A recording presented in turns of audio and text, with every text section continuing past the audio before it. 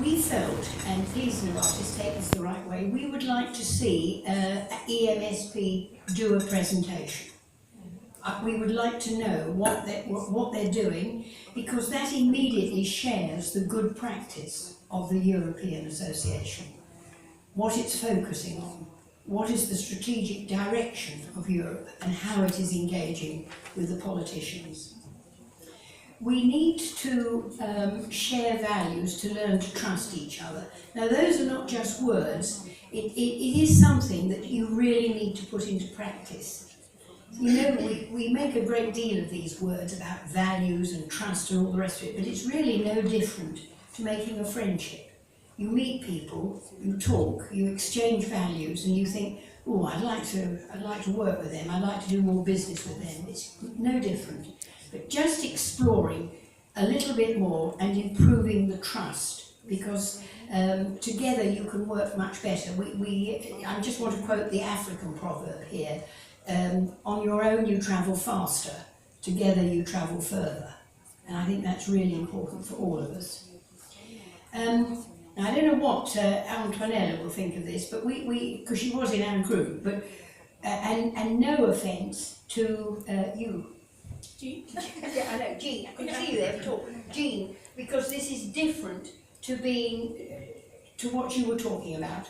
But we think that one of the topics that could be discussed is that the MS platform really trains up ambassadors that will be able to engage with the MEPs and the Commission and the European. It's such an enormous job to make your connections. And we thought that maybe that ambassadors could come forward with a real interest in good health, with good energy levels, that could specialise on certain topics that they would like to explore in the EU. So I hope that doesn't affront the MS platform. It's just an idea that came up. And to involve the people with MS in research, we've just heard a very good presentation there, much more, and the health process. And one of the processes that one of the members just asked me to flag up, we never got on to homeopathic. That's because I didn't chair as well as I ought. We left some things untouched, but it's all of what's on offer in research. And maybe this would be very helpful to Big Pharma, because if they were involved earlier, we know it's difficult at the moment with the EU, but if we could really all of us work, because every patient group wants to be in the actual research programs, and we're not making much progress with the Commission at the moment on that. But if we could show and demonstrate that the earlier the patients are involved, as those medications pass through phase 1 to phase 2, if there was what they call a causal signal, the patients are the best people to say, yeah, I can tolerate that, or I can't possibly live with that, that's even worse than living with MS. It would help the companies to either pull medications and save themselves money, or to take a different direction and listening to the real customers. So that they were some of the things that we wanted to raise, and really to keep the, I think I've only got one slide, haven't I? Yes, I'm sure I have. I just have to check. Oh no, sorry. Sorry. What needs to be done? To work together, well, I touched on that, share the information, expertise to improve the knowledge and research. Always to create that network with a common approach, so it's a common language, it's not the political language or the research language, a common language. And to educate and disseminate the information, to engage people to share. You still find there's pockets of that, we discussed that, there are pockets of information, but they're not necessarily streaming down into society.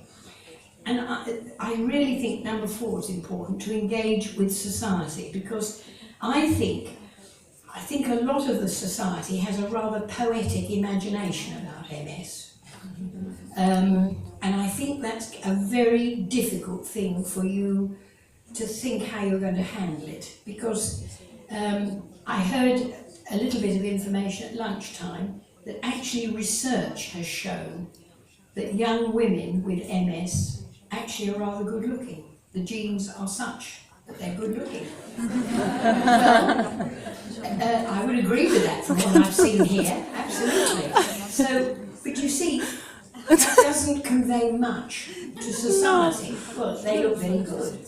What's the problem? That's the problem. And I think you've really got to look at this.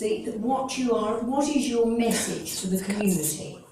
Because this is, or can be, an illness that is truly awful and changes lives forever, however hard you fight it. So I think there's a balancing act.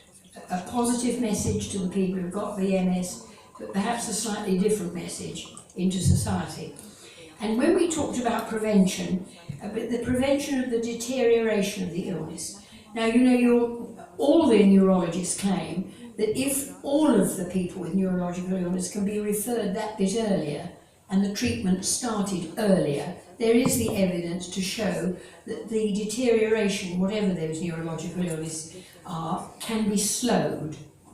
And that would be an enormous step forward. So how do you engage society to understand that? Because some of the families that I've dealt with have not recognised early symptoms of MS in their children. And it's been missed for some considerable time. So again, more information into society so that they can come on side to improve things. And the examples of good practice coincides with the MS barometer to advocate for people with the MS rights. And we heard really nice things from Canada, who seem to be well ahead in this, to work with all the stakeholders. Now, you see, that's easier said than done, because some of the stakeholders find it quite difficult to sit at the table. Some of them, for instance, the regulators, find it very hard to sit at the table with the pharmaceutical industry. They feel it's not quite right, it's unethical. And therefore, to get round things like that, you need to host a meeting, perhaps in academia, where the academics can call in who they want. It's sometimes finding a different host in a different imaginative state. But I think that's something that Canada showed us, that once you've got all the stakeholders around the table and they're all happy and they're all pushing in one direction, then you truly can make advances. So I think that is the end. No, it isn't. You know, you've really excelled yourself, the one who did the slides. I never thought we'd made 4. Gosh, I'm quite proud. The local action plan to increase the opportunities to debate the ethical aspect. How can I forget this? This was where we had a really good debate on this. The right to die, the stem cells, the data protection, the alternative therapies, homeopathic. Because I showed you in my presentation this morning, you've got good science, but we're not underpinning it always with good ethics. And as certainly the right to die is a very hot topic in my country, with the doctors saying very firmly that they are trained to prolong life and not to stop it. A lot of use is being made in my country of taking patients to Dignitas in Switzerland who have had the courage to debate the issue. And the only debate we have had is whether the carer, when they return home, faces imprisonment or not. And that Debbie, who died with MS, got that through the House of Lords only just weeks before she died, to make quite sure that that was in place. And these are difficult topics. They're very emotional, they're not very pleasant to debate, but they're very necessary. So if you can look at those things. Again, we come to this: promote the partnership with all the stakeholders to improve the patient's access to cure, treatment, information, social policy. And we did have a little talk in our group about whether cure was the top priority or whether it was deterioration of the progression of the illness. But I was assured that in your disease area, it is the cure. Train the ambassadors and people with MS available to share their stories in the open. I think that is the last. So thank you very much. Barbara's